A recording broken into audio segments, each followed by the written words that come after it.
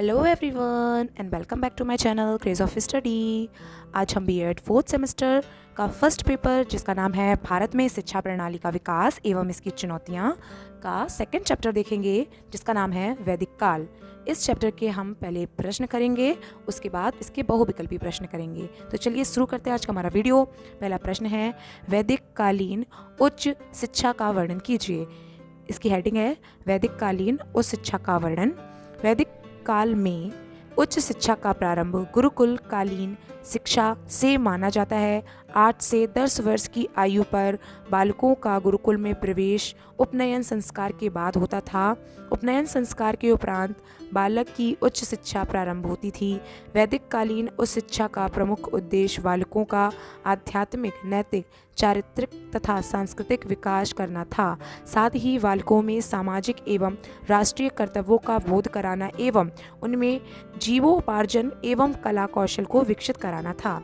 Next heading है हमारी उच्च शिक्षा की पाठ्य चर्चा। वैदिक कालीन उच्च शिक्षा को 2 भागों में विभाजित किया जा सकता है, एक सामान्य शिक्षा तथा दूसरी विशिष्ट शिक्षा। सामान्य शिक्षा के अंतर्गत उच्च स्तर पर संस्कृत भाषा, व्याकरण, धर्म तथा नीति शास्त्र की शिक्षा अनिवार्य रूप से दी जाती थी। विशिष्ट शिक्षा के अंतर्गत वैदिक साहित्य के विभिन्न ग्रंथों, कर्मकांडों, ज्योतिर्विज्ञान, आयुर्विज्ञान, सैन्य शिक्षा, कृषि, पशुपालन, कला कौशल, राजनीति शास्त्र, भूगर्भ शास्त्र और प्राणी शास्त्र की शिक्षा भी शैक्षिक रूप से प्रदान की जाती थी। वैदिक कालीन उच्च शिक्षा की पाठचर्चा को इसकी प्रकृति के आधार पर निम्नलिखित 2 भागों में विभाजित किया जाता है। पहला है भौतिक विषयों से संबंधित विषयों को अपरा पाठ्य चर्चा। दूसरा है आध्यात्मिक विषयों से संबंधित विषयों का पूरा पाठ्य चर्चा। वैदिक काल में कक्षा नाटकीय पद्धति भी प्रचलित थी। गुरु ब्राह्मण वर्ग के वरिष्ठ, प्रखर, बुद्धिमान, योग्य तथा सक्षम छात्र को कक्षा नाटक बना देते थे, जो कि गुरु की उपस्थिति तथा अनुपस्थिति में उनका शिक्षण कार्य में सहयोग करते थे। शिक्षण विधियों में प्रमुख रूप से तर्क विधि, श्रवण एवं मनन विधि, व्याख्यान विधि, प्रश्नोत्तर विधि, वाद विवाद विधि, शास्त्रार्थ विधि तथा कथन एवं प्रदर्शन विधियों का प्रयोग किया जाता था। नेक्स्ट है प्राचीन भारतीय शिक्षा में प्रचलित समावर्तन और उपनयन संस्कारों का अंतर स्पष्ट कीजिए। उपनयन तथा समावर्तन वैदिक कालीन शिक्षा के संस्कार थे। उपनयन संस्कार विद्यालय के समय होता था। समावर्तन संस्कार एक निश्चित अवधि की शिक्षा पूरी करने के उपरांत बालक गृहस्थ वापस जाना चाहते थे, उनका संस्कार समारोह किया जाता था। उपनयन संस्कार तथा समावर्तन संस्कारों के अंतर को निम्न प्रकार स्पष्ट किया जा सकता है। एक तरफ उपनयन संस्कार और दूसरी तरफ समावर्तन संस्कार दिए गए हैं। पहला है उपनयन संस्कार, इसे मौजी बंधन संस्कार भी कहते हैं। समावर्तन संस्कार को गृहस्थ जीवन में पुनः लौटने का संस्कार कहा जाता है। दूसरा है उपनयन का शाब्दिक अर्थ है छात्र को गुरु के समीप लाना। समावर्तन का अर्थ है घर लौटना, अर्थात प्रारंभिक शिक्षा समाप्ति के उपरांत गृहस्थ में प्रवेश करना। तीसरा है उपनयन संस्कार बालक की 8 से 12 वर्ष की आयु होने पर किया जाता था। समावर्तन संस्कार लगभग 24 वर्ष की आयु पर होता था। चौथा है उपनयन संस्कार के समय बालक कोपीन, मेखला तथा दंड धारण करता था। समावर्तन संस्कार के समय गुरु शिष्य को नए वस्त्र, आभूषण, जूता, पगड़ी, अंजन, छाता आदि से सुसज्जित करता था। पांचवा है उपनयन संस्कार के बाद बालक द्विज कहलाता था। समावर्तन संस्कार के उपरांत बालक स्नातक कहलाता था। छठवा है इस संस्कार के अवसर पर आचार्य शिष्य से पूछता था, कश्य ब्रह्मचारी अशी बालक भवता, अर्थात आपका कहकर गुरु के प्रति समर्पित होता था। आचार्य बालक को व्रतोपदेश देता था। समावर्तन संस्कार के अवसर पर आचार्य शिष्य को मधु पर्क देते थे तथा स्नातक छात्र विद्यादान देने का व्रत लेता था। गुरु विद्यार्थी को समावर्तन उपदेश देता था। नेक्स्ट है वैदिक कालीन शिक्षा का मुख्य उद्देश्य ज्ञान का विकास तथा आध्यात्मिक उन्नति करना था, स्पष्ट कीजिए। इसका उत्तर है ज्ञान का विकास। हेडिंग दी गई है दैनिक कालीन शिक्षा का सर्वप्रमुख उद्देश्य ज्ञान का विकास था। उस समय ज्ञान का मनुष्य को तीसरा नेत्र माना जाता था। ज्ञानम मनुष्यस्य तृतीय नेत्रम, और यह माना जाता था कि ये दो नेत्र तो केवल भौतिक जगत अर्थात दृश्य जगत का ज्ञान भर कराते हैं, जबकि यह तीसरा ज्ञान रूपी नेत्र भौतिक तथा आध्यात्मिक अर्थात स्थूल एवं सूक्ष्म या दृश्य या अदृश्य दोनों जगत का ज्ञान कराता है। ज्ञान का नेत्र सत्य असत्य, भले बुरे तथा करणीय एवं अकरणीय का भेद स्पष्ट करता है तथा भौतिक एवं आध्यात्मिक उपलब्धियों को प्राप्त करने का मार्ग स्पष्ट करता है। हेडिंग है आध्यात्मिक उन्नति। वैदिक कालीन शिक्षा का अंतिम तथा अति महत्वपूर्ण उद्देश्य मनुष्य का आध्यात्मिक उन्नति करना था तथा उसके वाह एवं आंतरिक दोनों पक्षों को पवित्र बनाकर उसे परम लक्ष्य मोक्ष की प्राप्ति की ओर अग्रसर करना था। इस उद्देश्य की पूर्ति हेतु छात्रों को भाषा, साहित्य, धर्म और नीति शास्त्र का ज्ञान कराया जाता था। छात्रों में धार्मिक भावना और ईश्वर शक्ति की भावना का विकास कराया जाता था। इंद्रिय निग्रह, ब्रह्मचर्य व्रत का पालन, धर्मानुकूल आचरण इत्यादि क्रियाओं का प्रशिक्षण भी कराया जाता था। नेक्स्ट है आधुनिक काल में प्राचीन वैदिक कालीन शिक्षा के महत्व को स्पष्ट कीजिए। हेडिंग है आधुनिक काल में प्राचीन वैदिक कालीन शिक्षा का महत्व। प्राचीन शिक्षा परंपरा का आधार समाज ऋण चुकाना था। गुरु समाज ऋण चुकाने के लिए अध्यापन करते थे। उनका स्थान सर्वोच्च था। प्रत्येक व्यक्ति गुरुओं का आदर करते थे तथा उनका समाज में पूजनीय स्थान होता था।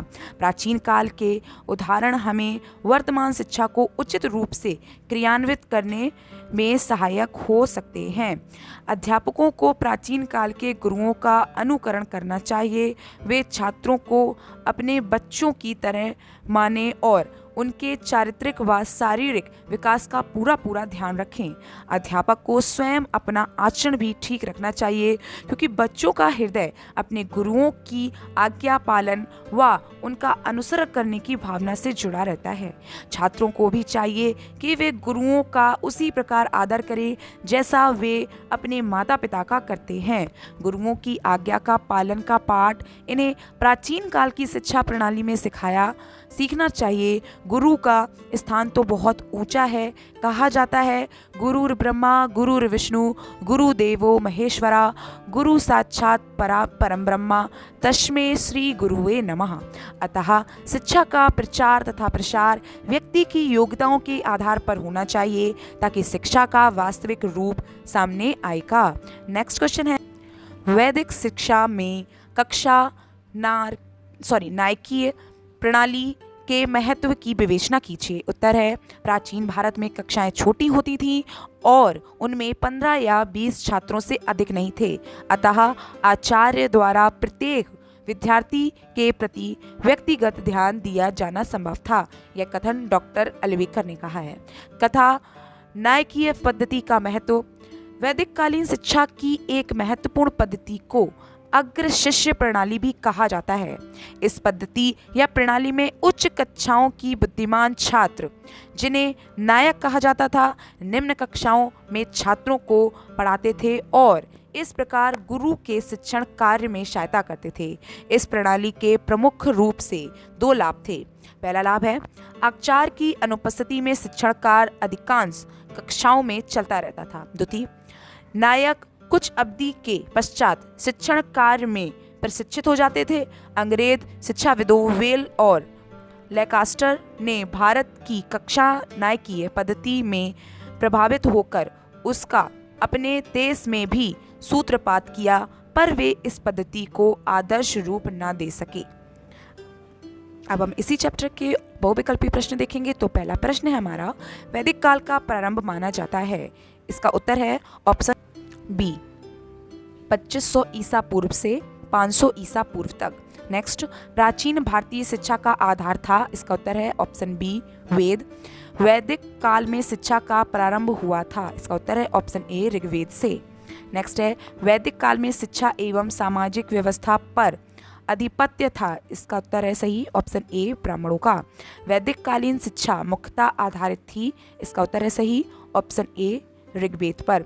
वेदों में शिक्षा शब्द का प्रयोग किस अर्थ या रूप में हुआ था, इसका सही उत्तर है ऑप्शन ए विद्या, ज्ञान, बोध और विनय से। नेक्स्ट है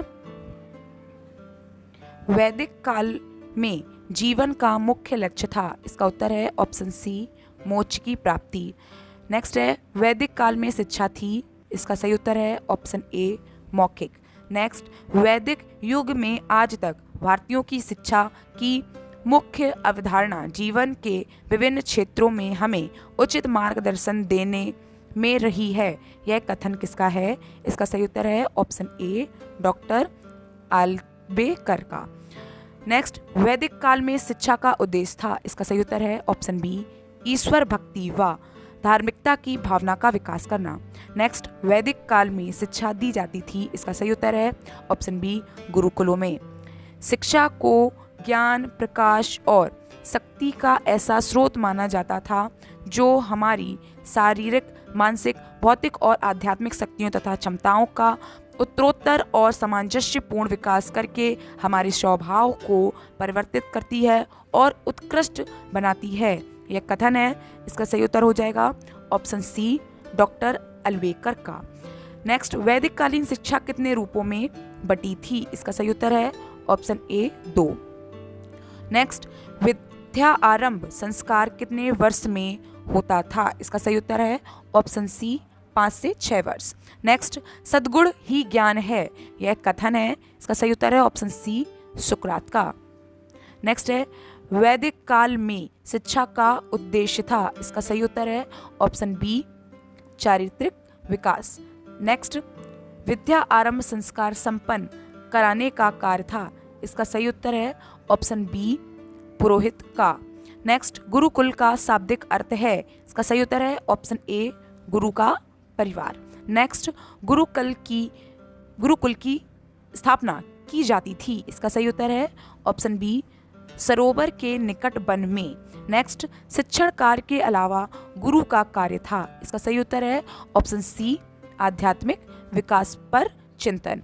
thank you for watching this video. BEd 4th semester के सारे पेपर्स यानी first paper, second paper, third paper और फोर्थ पेपर सभी के मोस्ट इंपॉर्टेंट क्वेश्चंस और उनके बहुविकल्पी प्रश्न देखने के लिए please subscribe to my channel और अगर वीडियो हेल्पफुल लगे तो do like, share and comment.